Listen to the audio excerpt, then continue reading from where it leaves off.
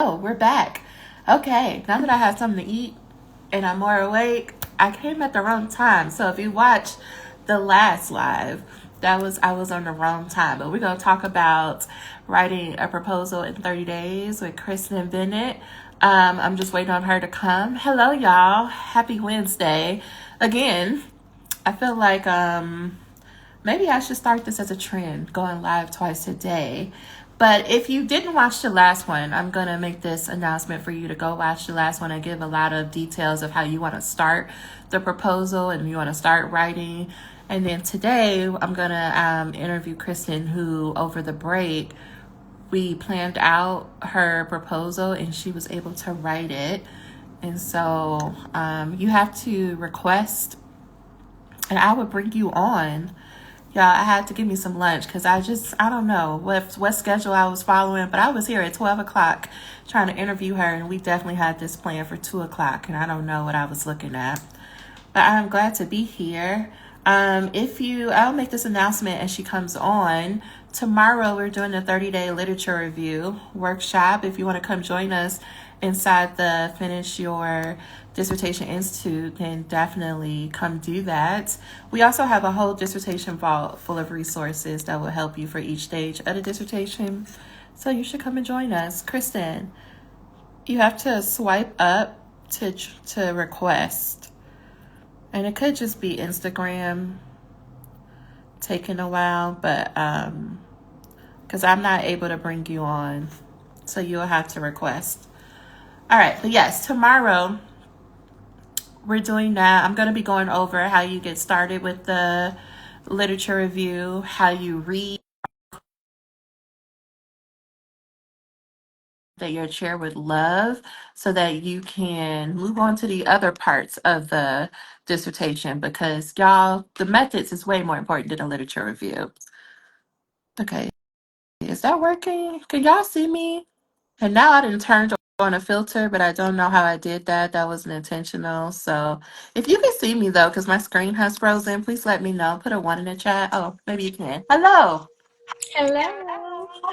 Okay, so I was here earlier at noon being like, where's Kristen, y'all? I don't know. I'm supposed to interview. And yeah, I was all the way off. So thank you for being here. Of course. So I did a whole thing earlier today about this, but I want to get to it for the people who are watching. Did you really write a proposal in 30 days, or am I making that up? Now, she might say no, y'all, because we got different definitions for what writing a proposal means. But, I am going to say yes with an asterisk because I oh, think okay. I have written everything except for the introduction because I always do that part last. But all of the meaty parts that are the most difficult, literature review, methodology, dissemination plan, human subjects, considerations, done. Done. And like, were you working all day, every day for the past month? No, not at all. Roughly, how many hours, I guess, either a day or a week would you say you were working? I'd probably say the week that I was off from school for Christmas break was probably the most time that I spent. Hmm. And I did like two 4 hour block days. So 8 hours that week. And then after that, maybe 4 hours a week. And that's probably being generous, honestly. Am I paying you to say this? Let me just get it out the way. Am I paying you to say this? No, you were not. No, you were not. You were Okay. not paying me to say this. This is my honest review. Okay, but let's break it down because people, right? I often say like you need 10 hours or less a week to make consistent progress. And people will say that can't possibly be enough time to do anything substantial, like to have something that you can turn in that you're proud of. So let me just pause there. Do you have any thoughts about that or any responses? I mean, I get that because when I first joined Class Scholars, I was like, she's joking. Like that, that must have been a hook to get us in. That cannot be accurate. But Yeah. I think when you really like actually have us write down our plans, and once you kind of start writing more, you start to understand that it really doesn't take me that long to produce a draft, right? Like we're not talking about perfection, but it does not take me that Mhm. long to actually put words on a page, you can absolutely do it that way. 10 Yeah. hours less. So let's back up. I'm gonna come back here, but I just wanted to get that out the way to make sure I fulfilled the promise of this title. Okay, let's go back to before you joined, finish your dissertation. What was going on? How did you even start thinking about working with a coach? Because, like most people, right, will say like, I don't need that. I have my chair, I got my program. Why would I need to go work with someone else? So where were you? Yeah, this is 2025. So I stopped enrolling in like dissertation hours in like summer of 2023 because I got tired of paying for school out of pocket and I wasn't making any progress. And so my chair at the time, because I think everybody knows that I do public health work in real life, was kind of just like, whatever you want to do. Like, it's on you. Like, whatever you decide to do, I'll Mm-hmm. support. Like, she wasn't really providing like guidance. And I was more so like, this is kind of what I'm thinking. Like, I was expecting like a critique of like, this may not be the best fit for a dissertation, or, oh, you may want to consider this, or that will keep you in school forever. Maybe we should redo it. And that's not really what I was getting. It's just kind of like, sure, girl, like you do this in Yeah. real life, whatever you want to do. This is more like a formality so that you can graduate because we want you to graduate. And I was just like, well, that's not really helpful. Like I need a little bit more support because I'm not really sure. Like I've never done a Mhm. project of this magnitude. And so I just stopped enrolling because I felt like there was no point. I didn't do like a formal withdrawal, which in hindsight I probably should have, but I just stopped going because I felt like I wasn't making any progress. And there are other practitioners that have gone through the program that are also Black women that I like phoned a friend to support, but people be busy. And I just kind of made the decision, like, from like putting on my business owner hat. Sometimes you got to spend the bread to get what you actually need and not just do this stuff for free. Cause like people would sit down and have lunch with me and kind of provide tailored feedback. I'm like, oh, this could be a dissertation proposal. But I was like, I needed more accountability. I needed more support. And I just wasn't getting it. I still have no idea how Call Scholars came up on my algorithm. You just appeared one day, and I was like, "Oh, she a Black woman. What's she talking Mhm. about?" And then I started perusing your page, and I just started following you and keeping up with stuff. And I was like, "Oh, she actually does dissertation coaching. Like, oh, that's an actual like. First of all, that's a formal thing. Like, that's an option." No. Right, who knew? And I was like, oh, she's a Black woman. I'm gonna keep listening.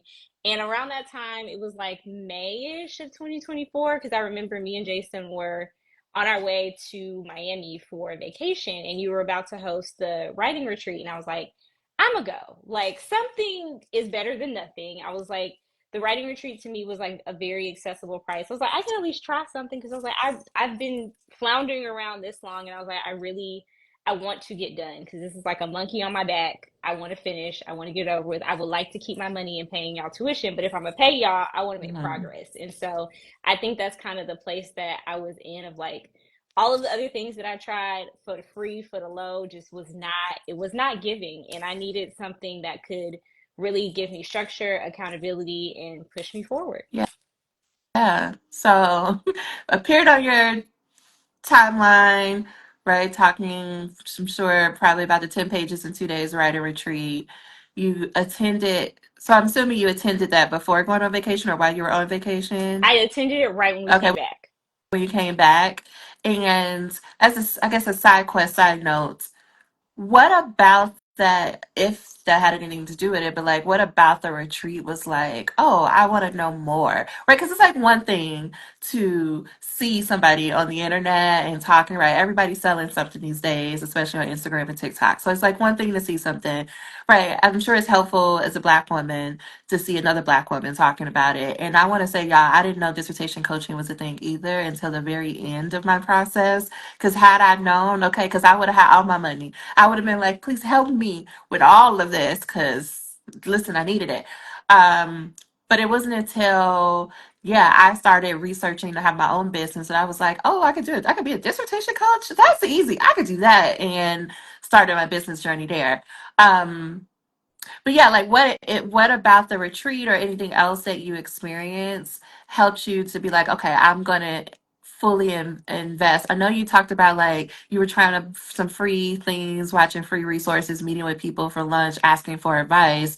And it is helpful when people are telling you things, but it's not a process, right? It's not like a you do this and you do this and you do that. It could be more work trying to melt everybody's advice together, but still, right? It's an investment to come inside of FYD, and so I am just curious, what was that conversation like for you? I think for me, like really leaning into the retreat of like you just had us like put words down on a page. Like that was the goal. Like it didn't have to be coherent, it didn't have to make sense. The goal was to actually put words on the page and just like following the steps that you went over through on the retreat. I was like, oh, I actually have words on the page. And probably if I go back and like read them, they're not all trash. Like it Mhm. wasn't like a random journal entry. It was really a brain dump about what I was passionate about, what I wanted to explore. And I was like, oh, she might Mhm. actually be on to something. And I think since the retreat happens over 2 days, you get to hear kind of everybody's outputs, what they were able to accomplish. You get to hear from students that have been in the program already. And I think that was the part that got me to invest. I want to say it was Camille that may have talked at the retreat that I went to in May about like her experience and how much she's been able to accomplish in a short amount of time, getting ready to have a baby. And I was just like, okay, there may be something there. And I was like, either way, even if it's not like something big, it's still more than I would have done by Yeah. myself, or it still would have been more than what I had been trying to like piece together in my brain to make it make sense. And I think that was it for me. Like, oh, she wasn't lying. Like these are actual words on the page. They're not perfect, but this is usable. And like there are still elements from that May draft that we pulled into what has become my like final proposal draft that I'll submit to my chair. So it wasn't all garbage, but like being like you said, being able to really hear somebody talk about like this is a process, there are steps to follow, here's kind of like a recommended structure. I think that was what I needed because I was like, I just needed a little bit more. Like, I needed somebody to be like, this is your checklist of things you had to accomplish. Because, like, even at our school, we don't really have one of those. Like, even our template is trash. Yeah. Everybody is always just like, go look at a former student's proposal. But I was like, we're not doing anything similar. So, this is actually really not helpful. Like, the resources that you provided to us in the retreat, like going through the scholar writing routine, just even talking about simple stuff about like how to communicate with your chair. Like I wasn't doing that. Like I wasn't saying anything. I kind of ghosted her because like I was embarrassed because I wasn't in school and I'm usually the girl that Mhm. knows all this stuff. And it was just like just hearing you talk about like it is also normal that most students don't know this because this is like the hidden curriculum of higher ed in the dissertation aspect of it. But here's how you can navigate it. I was like, okay, I can work with this. Like, even though there's stuff that I still have to do on my own, I was like, I at least have a structure, I at least have a format that I can follow. And that at least opens the lines of communication with the chair and the committee about like how we can actually move Yeah. this forward. Yeah. Yeah. And I want to point out something like you said. Yeah, I work with a lot of black women, okay? And we can't help it. We high achieving. But it's that thing about like when you're so used to being able to figure things out on your own, right? Like, because think about school, think about work. Like, you figure out a lot of stuff on your own. And because work ethic is unmatched, we're able to do a lot with a little bit of support. Like, less support than most, meaning by way of people or a process or whatnot. When you get to the dissertation process, it's like learning an entire different language. And it's one that you can read and still never quite figure out, okay, but how do I do this process? Because a lot of it is not, while people make it seem like, oh, you gotta write the 5 chapters and it should be good to go. A lot of it is not communicated in a straightforward way. And there's so many ways that you can do research that is hard to be like, this is the way, and I'm gonna find out on my own and go do it. And so I find that that's a big barrier to folks when they're trying to decide to work with any dissertation coach, or to even ask for help from their chair, because it's like this embarrassment and this shame of like, I should be able to do this. I'm always able to figure it out, and now I can't figure it out. And I just want to normalize that for a lot of people of how would you know how to do this if you've never designed research before? And I get that probably in the past when you learned other things, you did it by yourself, but this is something completely different. And there is no shame in asking someone to help you or to sit down. Like you saying, I just needed someone to tell me what to do each week and what the process is. There's no shame in that. Like that is what's required to get to graduation. So I just wanted to say that for anyone, whether you join us or not, like, y'all, there's no shame in that. Like you're no, it is not fair to expect. It's not fair of yourself, and it's not others. It's not fair of others to put that on you, that pressure on you. That you can't know something you don't know, and you can't know something that people are not clearly articulating for you. So I thank you for naming that. Okay, so you join. And I remember, and you tell me if there's something else. I remember a lot of our earlier conversations getting a clear topic and then one getting a clear topic but two helping you not to crash out completely on your faculty. We do it all. Listen, I will support you in crashing out and going off. I would probably help you craft the message, but sometimes we just need to let the people be. Mhm. What was going on? Can you describe that for everybody? Yes, I think that was definitely our earlier conversations was getting clear on the topic. It wasn't necessarily that my topic itself wasn't unclear, but being in FYD made me understand that it's not about me, right? Like I know I'm right. Like I know what I'm talking about, but other people can't keep up. And I have to write this for them because this is their institution, this is their system. It's not that what I wanted to do, because we kind of narrowed my focus down a little bit. It's not that the big grand idea that I had is impossible. It's just that for what I'm trying to do in the time frame in which I'm trying to graduate in, which is by the end of this year, I needed to speak it to them in their language. And I think that was part of my frustration is just like, we are all public health practitioners. We should all be on the same page Mhm. of what I am talking about. And that was not the case when it came to my committee from topic to methodology. We really spent a lot of time like streamlining this so that it is very clear that 1 + 1 + 1 = 3. And I think that was very difficult for me because how we talk about things in classes, how we talk about things in coursework, it's like, well, what I'm saying should make sense to you because I learned from you. Like, I Mhm. developed this perspective and view on the world because of what I've learned in your classes. And for you to sit across from me and be like, how do you define autoethnography? Like, ma'am, you taught Yeah. me the definition. What are we saying right now? And so, really having to like take a step back and be like, okay, this is the piece that y'all honed in on. This is the piece that y'all can understand. I will just swallow the pill, and that is what we'll, move forward with. And I think you just reminding me that like I have a whole lifetime to publish all the other stuff that I want to talk about. I can still talk about the other stuff that I want to talk about, even if it's outside of the traditional realm of academia. But I think that was the biggest thing. And then also like coming to terms with like the chair that I had at the time probably wasn't going to be the best fit if I wanted to do a qualitative study because she's such a quant person. So it wouldn't have mattered what methodology I picked. She Mhm. was going to have a hard time. And so helping me like navigate that with like some of the resources that are in the ball about like how to communicate with your chair, I think was helpful because in my brain, because I'm also a faculty member and how I handle my students is much different. I had to learn that I can't expect me from other people. Yes. Okay. So as someone who's faculty, you know you're used to other faculty, or you have the expectation, probably rather, that faculty show up being very clear about their expectations of what they expect from their students. If they're assigning something like a dissertation, what they expect from that, and that they can articulate those expectations, right? And in the earlier live, as I was like fake waiting for you, I explained that like faculty and people in general, but especially faculty, have a harder time communicating their expectations when it comes to the dissertation. Great at doing that for classes, but because the dissertation can be completed with different strategies, it is usually harder for someone to say, hey, this is what I expect from your final product. One, two, mainly because they're expecting you to drive this process. So you as a student who has never done this before are expected to lead your faculty, your committee through your dissertation process.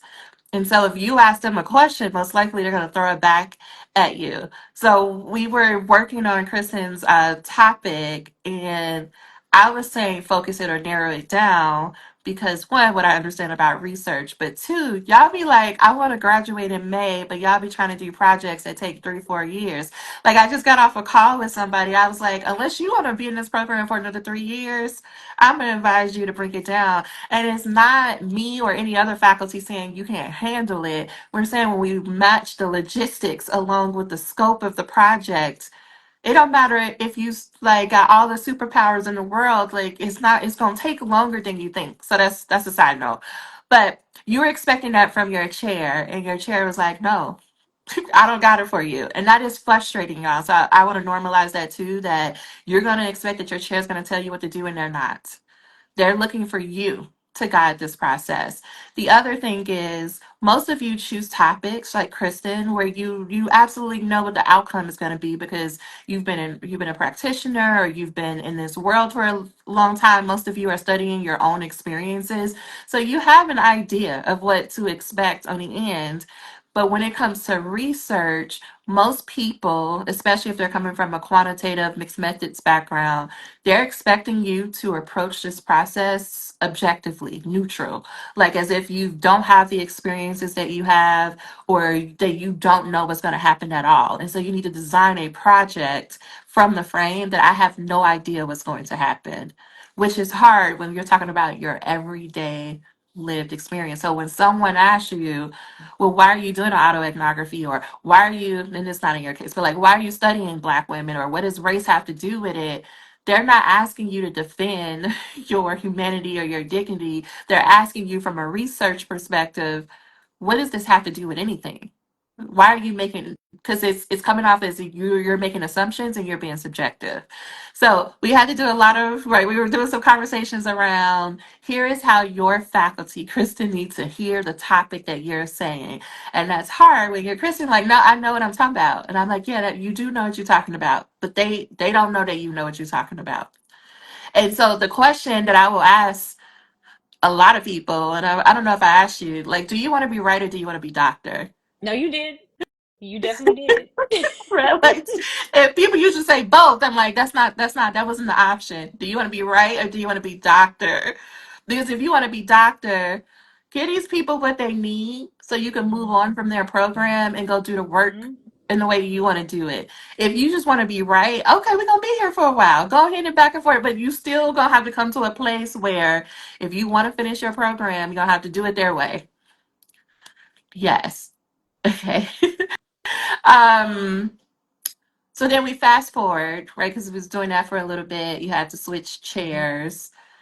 And then the plan was tell me about coming up with the plan of like, or did I give it to you to finish the proposal over the break? I think we kind of both came to it because Okay. I feel like you always talk to us about like the pit of misery, and I felt like going back and forth, trying to do all the paperwork with switching my chair was my pit of misery, and I was just like, oh my God. And I think once I got over that slump, I was like, Mhm. okay, how can I actually realistically knock this out? And so I was kind of just going at my proposal kind of piece by piece. You would check on me when we would do the writing sessions just to see how I was doing, or at a writing retreat to see what progress I was making. And I think these last rounds where we were talking about AI, you were like, Kristen, you can just go ahead and finish this. Like, let's just go ahead and knock this out, sis. And I was like, Dr. Lacey, what are you talking about? Which is normally my reaction to Dr. Lacey. So I also will take that. Dr. Lacey will tell me something and she was like, I know you're about to fight the air. I usually fight the air. But after I finished fighting the air and like Yeah. really think about it, I was like, hey, that actually makes sense. I can actually do that. I can try. We can, I can give it effort. And I think that was kind of the catalyst to just go ahead and knock it out. Cause we were like, you heard my list and you were like, you can do that before like break is up, like, and I was just Mhm. like, what? And I was she was like, you can knock this out by the time we return from break. You can have a draft ready for your chair. And you were like, keyword draft, not anything spectacular, not your best work, but at least something where they can, to your point, be able to articulate what their expectations are for you to move forward in the process. Yeah. Um, I couldn't tell because we were doing a series of workshops on how to use AI, and I was using Kristen's topic as an example. But at that, I was looking like, I mean, you got like a good start on 2 chapters. You could do a whole proposal before the new year. So today's live earlier, I started it off by saying, let your chair do their job. And my whole point, which I reiterate here, is yes, your chair cannot fully articulate their expectations, but that does not give you permission to go completely rogue and do whatever you want to do and plan to give them a finished product. Right? Most people, in their spirit of wanting to work smarter and not harder, they're like, "Oh, let me go make a perfectly polished proposal. Let me spend all these hours and months and ignore my chair. Let me do this proposal." And then when you go and be like, "Look at me, I wrote this proposal," and they completely tear it apart, now you got an attitude because you have to go rewrite it. And instead, I'm offering you to somewhere in the middle where you work on a decent draft of the proposal that's about 70 to 80% done. You give it to your chair because when someone has something, it's easier to critique it and provide feedback and clarify their expectations from something that they have that exists versus trying to do that without knowing what direction you want to go in. So you give them a draft that's about 70 or 80% done. They read it, y'all can have conversations, they can get clarity, and then they can tell you, in order to finish this for the proposal defense, I want you to do this, this, and this. And then your job becomes to only do that list of things they give you so you can move forward. And so that's where we were. That I told Kristen, like, come back for spring semester and hand your chair who, when you left, you didn't have anything, and now you're going to hand an entire proposal. They're going to be blown away, number one. But two, you give them something to do so they can do their job. And three, she's going to move closer to proposal defense because of it. So what do you like? Do you not freak out? Like, how do you, so we come back. How do you not freak out? Number one. Number two, how do you finish an entire proposal only working most 8 hours a week? Because that sounds made up. I don't think I freak out because I think I finally have like come to a place of like I'm clear that like this is what I want to do to be a thought leader in my field moving forward. And so I think I've kind of come to that resolve because like for content, I entered my doctoral program when I was like 23. Like Mhm. came in real green, real fresh, real we can save the world, type of thing. And I think through working and through doing things, I think I have a different perspective on the field. And I think I'm clearer now on what it is that I have to offer to be able to move the work forward. And I think that is kind of like my northern star that kind of keeps me grounded on not crashing out or freaking out when things get hard, because there are parts even in these like basically like 3 weeks that I've been working on it where I've been going back and forth like, does this make Mhm. sense, should I change something? And I think just moving forward and just putting one foot in front of the other is what keeps me from not freaking out. And I think for me, when it comes to the 8 hours a week, for me, I don't have a choice. Like, I'm full time faculty. I have a whole business. I have a whole man. Like, I don't have a full 40 hours a week to dedicate to any one thing. And so I think that was the other reason why I was also drawn to Qual Scholars, because it also provided a framework for us that aren't necessarily your traditional full time graduate kind of research students either, because I have to balance other things. And so there are some weeks that I have a full 8 hours. There are some weeks that I only have an hour. Like yesterday, I was working on some sections of my methodology in between classes. I had 45 minutes. So in that 45 minutes, what, left on this list that me and Dr. Lacey came up with, can I knock out right now? And so I think being able to use the scholar planning routine to kind of segment my week of like, today was a dissertation heavy day before this call. I was on the Right With Us call with Chris. I'll probably be in the one this afternoon. Like, as my schedule permits, I'm able to have heavier days, lighter days. And so I think for me, I don't have a choice. Like, it's gonna have to fit Yeah. in one way or another. I can't do the whole staying up until 4 a.m. type of situation, even if I wanted to. I'm not an early morning person. And so just really being intentional about the time that I carve out. And sometimes it doesn't work. Sometimes classes spill over. Sometimes students have questions and I have to push stuff. But being able to know that it's just 10 hours, right? And I can maximize my time as much as possible to accomplish what I need to accomplish. I think is the thing that's been keeping me on track. When I have more time, I have more time. When I have less time, I just have less time. Last night, when I got home from class, I was like, I'm gonna finish this last section of this document and then I'll come back and edit it later. Like, we're not editing tonight. We're just getting this last little chunk that I knew I needed to kind of flesh out a little bit more done, and I'll come back to it today and start revisions, which is what I did. And so being able to just look at my schedule from that perspective, I think has kind of kept me in line. And also, I think the planning routine gives me a little bit of freedom, right? To know that we are human. Like you always say on Instagram, like we want to go to brunch, we want to have mimosas, we want to do other stuff and not be so consumed by this work that's not even going to be perfect. Like your dissertation is not going to be your best work. There'll be many more opportunities to perfect what you're studying and learning about. And so I think that's kind of what kind of keeps me grounded with all my marbles. Mm, that's beautiful. Well said. Like, yeah, we all have full lives, and a dissertation, just because other people think it should be like stopping your entire life in order to get it done, that's never been your story.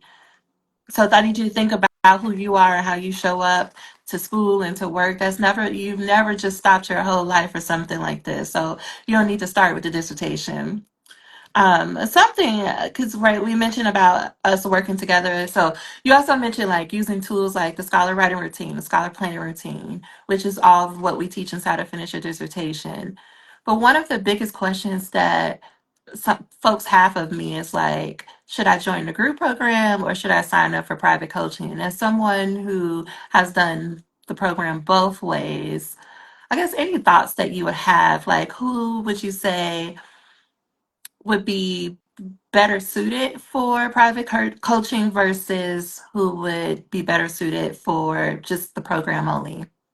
I would say if you are a person that really is comfortable with being held accountable, then private coaching may work. Like, I think that's one thing, like, for me, and Dr. Lacey knows this, I'm gonna do my homework, right? Like, I might not do it until like 30 minutes before our meeting, but I'm gonna do my homework.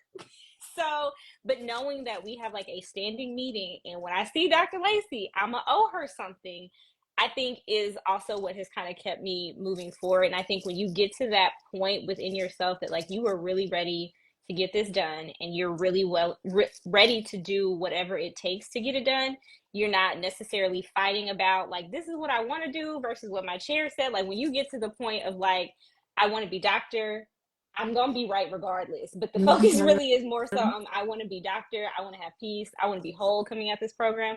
I would say private coaching works. I think if you're not there yet and you're not necessarily, you haven't really solidified your topic and you're not really ready to have like literal pieces of your proposal ready to turn in for Dr. Lacey to see every time you meet, then you might just want to join the group. And I think I was in that period of time for a little bit. Yeah. Like last summer was a little hectic. I didn't really have a lot of time outside of the writing retreat to really sit down and write how I wanted to write. And so as my workload has freed up, like we brought in another faculty member at school, I've transitioned some other stuff with my business. Like I have a little bit more capacity within myself to actually be in private coaching with Dr. Lacey because I know I have time to actually sit down, write, do my revisions, give her something, look at her comments, and then we can have a dialogue. I think if you're not necessarily there and your nervous system can't handle it, like if you're not prepared for Dr. Lacey to come in your documents and give you a whole lot of comments, you may not, that might not be a fit for you at that Yeah. time. And I think that's the thing for me. Like there was a time where just showing up and writing was enough. And I think I got to the point of like, all right, I can see the pieces of this coming together. Like I told you last week, I was like, I finally got excited because we have words and I'm starting to see the whole like picture. I can now handle us having a dialogue about what needs to be changed, how it can be improved without like crashing out, because I think I've come to the resolve within myself that like this is to get done. We can be right and do all the things later. We need to get finished. And whatever Yeah. that means in the system of higher education and academia, that's what we finna do. It's not, and I'm not, and I'm even in a place, I'm not going back and forth in my chair. You want phenomenology? Okay, sure. Scratch. I didn't say case study. Just forget I said it. Like, I'm not even Yeah. going back and forth with you about it. This is how we're going to move forward. And I think when you get to that point and you can really handle putting real words on the page yourself and like really that mind body connection, because I think you also do a good job of talking to us about that in FYD, is like sometimes we are our own worst enemy because you're not really ready to graduate. Like Yeah. you think you're ready to graduate, but you're not ready to graduate. And I think I've come to that point where like I'm really ready to rest. Like, Mhm. let's go ahead and get this done. Let's get this over with because I have other things I want to do. And this is going to always be a heavy load because it does require a lot of mental capacity. And I was like, I need to get this off my plate so I can move forward with some of the other projects and things I want to do. Yeah. Oh, so good. Yeah, I tell people like it's not that I'm gonna yell at you in private coaching, but I am going to ask for a different level of execution. And if you don't have the capacity, right, then that wouldn't be a good use of your resources, your time, your money, your energy. And I'm able to show up so much inside of the group that that would still be an amazing choice because you will see me at a minimum twice a week. And I still have time to go person by person and ask like what's going on and give feedback. And I would say private coaching is for those people. Usually, if you have an accelerated timeline, or like in Kristen's case, be like, no, I'm just ready to be done. So tell me what I need to do so I could be done. Yeah. Any advice to people as they're coming to an end? Like any advice to people who are on the fence about joining, finish your dissertation, or whether it's like purchasing a literature review course or anything, but definitely joining FYD. But they're like, I don't know if I should the money. Yeah, any advice that you have? Yeah, I was like, I think the one thing that like really got me on the retreat that I went to in May was like Dr. Lacey just straight up was like, so has what you've been doing working? Like how is Mhm. that playing out for you? And I think that's my one thing is to really sit and reflect on like, are your processes and systems that you have been doing really working for you to really accomplish the goals that you say you want to accomplish?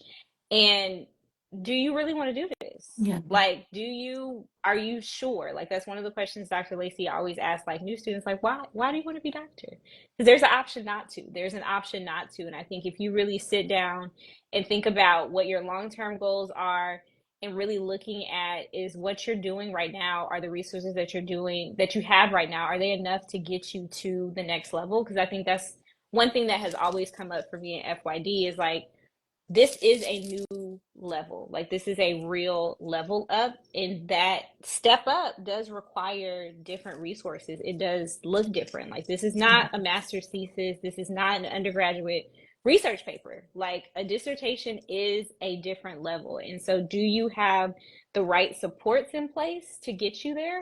And if the answer is no, I think give it a try. If it's coming into the group for me, having accountability, being in community with other people. Because for me, I'm my only friend that is going through like a doctoral program. Like everybody else has either done a master's program or we have some like attorneys, but there's no one that Yeah. can sit here and talk to me about a dissertation, right? And even those that have gone before me, the program was also a little bit different at that time than what it is now. And so there isn't anyone that I can bounce ideas off of. There's none of that. And so I think just being in a community with other people that have different shared experiences also keeps me on track. Like I know I can show up in circle and post my update, or I can hear something, or just like even on Monday when I was facilitating a call, Monday was a real Monday for me. But like being able to show up and be in community, and like even if I just do this one thing because that's what I have capacity to do, at least I have it. And so even having like a study hall space, because we don't have that at school.